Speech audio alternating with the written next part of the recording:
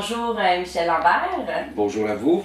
Le Conseil régional de l'environnement de la Naudière, le CREL, a été fondé en 1991. Vous en étiez le tout premier directeur général. Quel souvenir vous gardez de cette époque-là?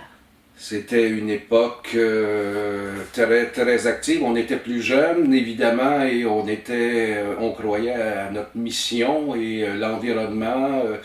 Le Conseil régional de l'environnement, en fin de compte, a été fondé par les mêmes personnes qui œuvraient au sein de l'Association québécoise de lutte contre ce qu'on appelait à l'époque les pluies acides et qui est devenue l'Association québécoise de lutte contre la pollution atmosphérique.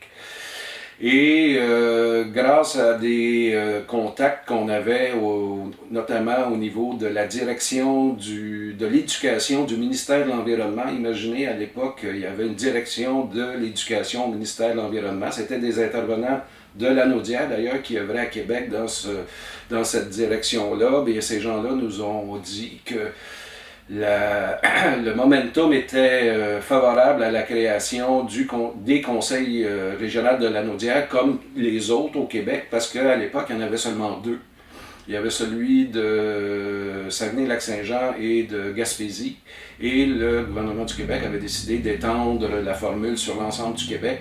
Et avec cette information-là, bien, on a pris le bâton du pèlerin et on a mobilisé les organisations et la population intéressée par rapport qui voulaient s'impliquer en environnement dans la région.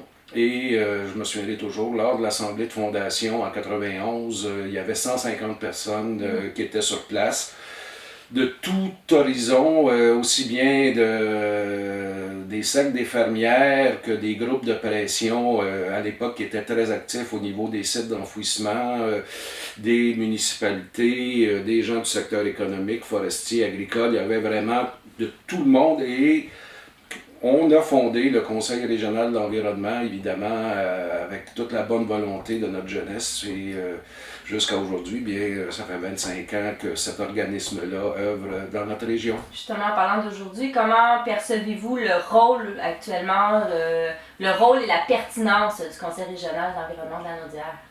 Ben, le CREL demeure toujours un leader, un porte-voix des attentes de la population. Je pense que c'est fondamental. Le rôle du CREL, c'est d'interagir avec la population, d'écouter et de faire en sorte que les gens se sentent soutenus dans la recherche de solutions face aux problématiques environnementales. Évidemment, il y a un rôle aussi de faire valoir auprès des gouvernements les attentes de cette population-là. Et évidemment, c'est le soutien, parce que les gens sont-ils plus sensibilisés à l'environnement qu'à l'époque? Je ne suis pas certain. Je veux dire, on a fait beaucoup de gains, mais il reste que les enjeux actuels sont complexes et vont nécessiter probablement des choix qui vont heurter.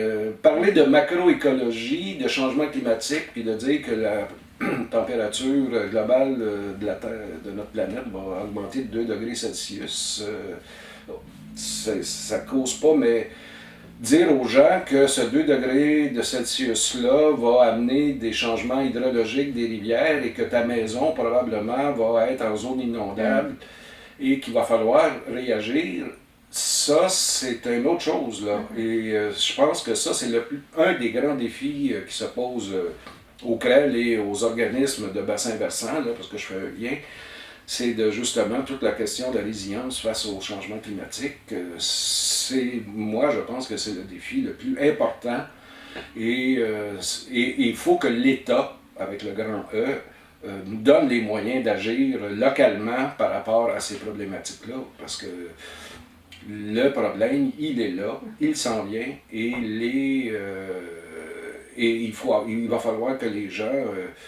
il va falloir que les organismes, les municipalités, les organismes locaux deviennent, comme on dit, apportent le support nécessaire à leur population parce qu'il va y avoir des changements.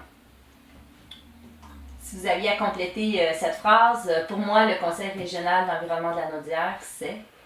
C'est un organisme essentiel dont le rôle va devenir de plus en plus important, avec, considérant notamment les changements climatiques et évidemment son rôle de concertation, sa mission de concertation va devenir de plus en plus pertinente et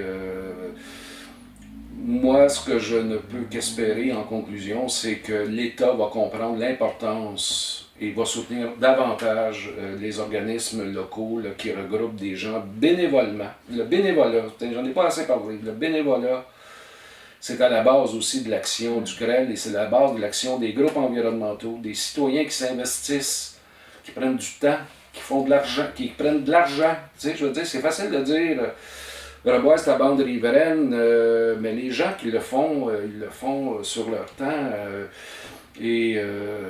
Moi, je pense que c'est remarquable et on ne peut que souhaiter que l'État va comprendre le message et va réagir par rapport au soutien qu'il accorde aux organismes du milieu comme le CREM. Alors, Michel Lambert, premier directeur général du Conseil régional d'environnement de la Naudière, merci beaucoup. Merci à toi.